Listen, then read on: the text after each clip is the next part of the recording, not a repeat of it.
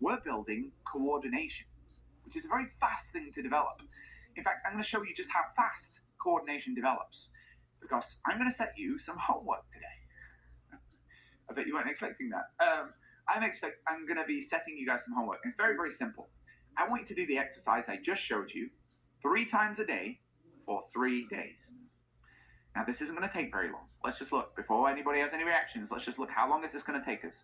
Boom, boom, boom, boom, boom, boom. That was about 2 seconds. Now, you're obviously going to be slower, so maybe it takes you 30 seconds. Okay? I want you to do on each hand. So that's 30 seconds, 1 minute. Good. I want that 3 times a day. That's 3 minutes. 3 days. Boom. And watch what happens to your independent finger control. It will explode. It will explode. That's how fast this can develop. Now, that's just one of the exercises.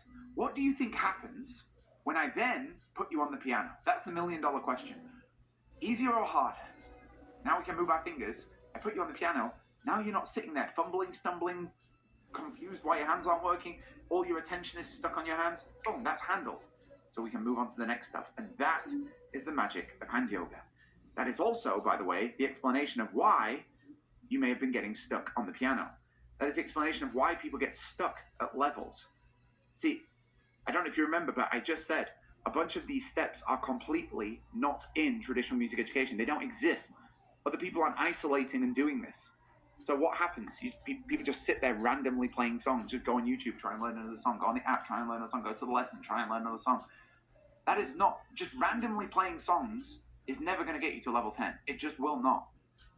If you don't isolate the specific thing that's holding you back and fix that, then you're going to be stuck there, right? Now, by contrast, if we isolate the exact thing that's holding you back, and we have a very simple exercise, and we focus just on that one simple thing, boom, and we master it, and we go on to the next thing, and we master it, and we go on to the next thing. That is how you actually make level 10 in this instrument. That makes sense?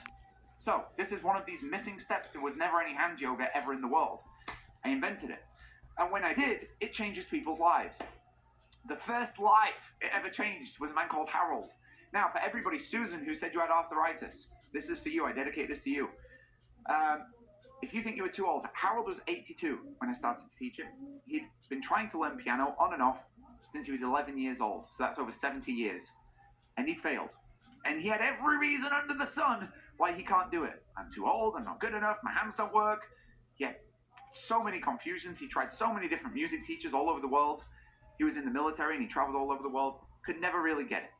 And I was determined, no matter what, I'm going to teach Harold how to play. Now, I didn't have the Ridley method back then. I was at university. I was just using the same old traditional methods that I learned with. And I was seeing this 97% fail rate for myself, which was really, really, really bad.